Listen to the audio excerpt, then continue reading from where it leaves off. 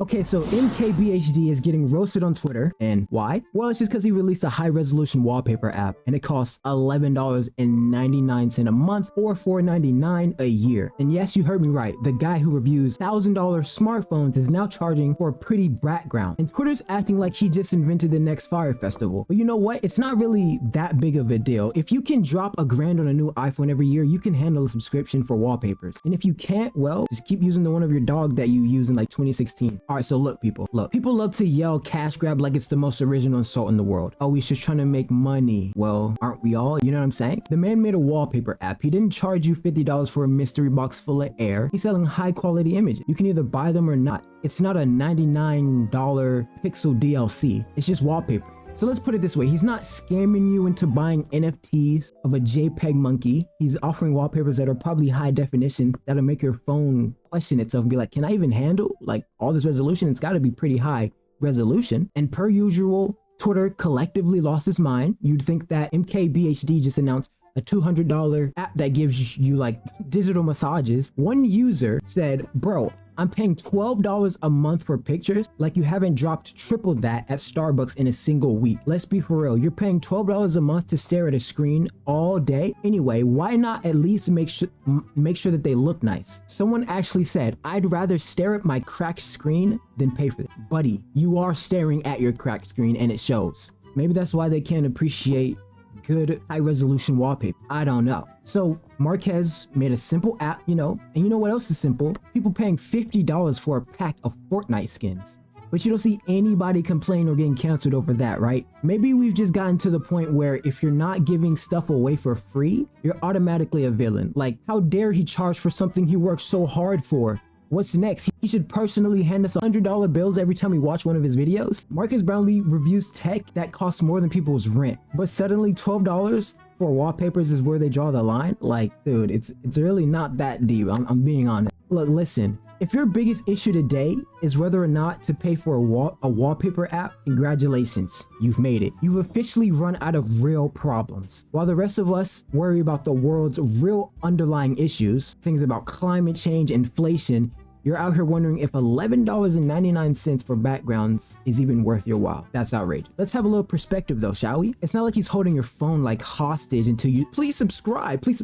If it's not your thing, you can just swipe left and keep it moving. It's a wallpaper. It's not a ransom note. And let's be real for a second. Are we really gonna get worked over somebody monetizing their talent? MKBHD has been giving us free content for years. And he's been offering up some extra things of people who want it. It's capitalism at the end of the day. It's not like he's running a pyramid scheme promising you to turn your wallpaper into passive income. He's just giving you some pretty pictures to slap on your phone. And if you're with it, you're with it. You don't have to get mad about it. And honestly, if you think $12 a month is expensive, just wait until you find out what some people are paying for OnlyFans. It's a wallpaper. It's too pricey. If it's too pricey, hit up Google Images and keep it moving. So in the grand scheme of things, this whole drama is just another day of Twitter people being bored, looking for something to rage about in between trending hashtags, MKBHD's wallpaper app, or anything in the news. You can disagree with the pricing all you want, but let's not act like it's some evil corporate ploy to drain your bank account. If anything, I say let the man change what he wants. If you don't like it, don't buy it. But please, for the love of all Wi-Fi, can we stop acting like paying for stuff we don't actually need is a phenomenon? And in the midst of all this, Marquez was forcefully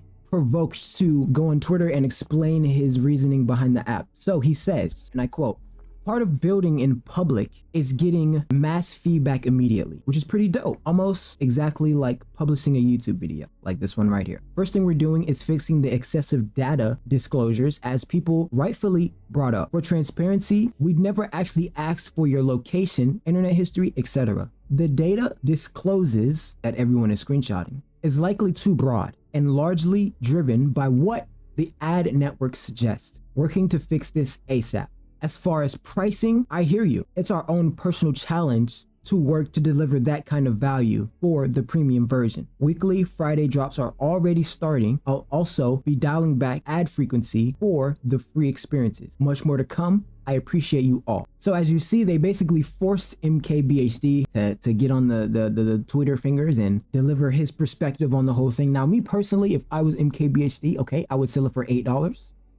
I would sell it for $8, $7.99 to be exact. I think that that is a great pricing, and your unit scale per percentage yield would give you that advantage because it looks nice. $7.99 looks nice. It looks not too expensive, not too cheap, and it also gives you an upscaler price. Also compared to your competitors, you really want to sell a product better and less than compared to your competitors. That's how you really blow the competition out of the park. Genuinely. I genuinely think that this is not that big of a deal. MKBHD is one of the biggest YouTubers, if not the biggest tech YouTuber. He's the one that I know the most in that regard. Like whenever we talk about tech stuff, that's the one I go to. But that's the one I think pretty much everybody on YouTube goes to, besides like some guys like unboxing reviews and stuff like that. MKBHD is definitely one of the biggest, and so you would think that his fan base would be, you know, prone to buying technology on average, and technology not being that expensive. Something like 50 a year or 11 a month is not that bad. Also, I don't think it's innately horrible to want to start out with a higher percentage yield. It is somewhat expensive in terms of it just being a picture, but the fact that it's high resolution and new technology, I think the phone that I'm using right now goes on 144 hertz, and some of the new phones maybe even going to 240 hertz or 165 hertz. Displays and resolutions are going to look a lot more in-depth, and you can't get that with just regular images. I think the app is probably giving a new perspective on how you can have a wallpaper and what you can do with your wallpaper. So I think that, you know, Mark is just basically saying, hey, I do phone tech reviews all the time. Here's a personal project of mine that I wanted to show you and get you into. If you want to see it or try it out for yourself, you don't have to pay a subscription, but you shouldn't look too much further than that. I mean, I don't think he's going in it with an evil eye to try to degrade and drain the pockets of his fan base. I don't think that's it at all. I think that he's fully aware that most people in his fan base should probably have at least a decent amount of wealth or some sort of commodity to come up with enough money to pay for a subscription that's $12.99. Now, I think that a subscription-based feed is more likely a problem and not just the actual pricing itself, because I think a lot of things are going subscription-based. You got Netflix, you got Twitch subs, you got Hulu, YouTube Premium. A lot of things are going subscription-based, and it's a smart business move. It truly is, whether you like it or not. Now, the reoccurring subscription basis is kind of what I think most people are trying to get at. I don't think that they're really mad about the pricing. I think it's more subscription-based, or at least I think that's what they should be arguing, not the pricing. The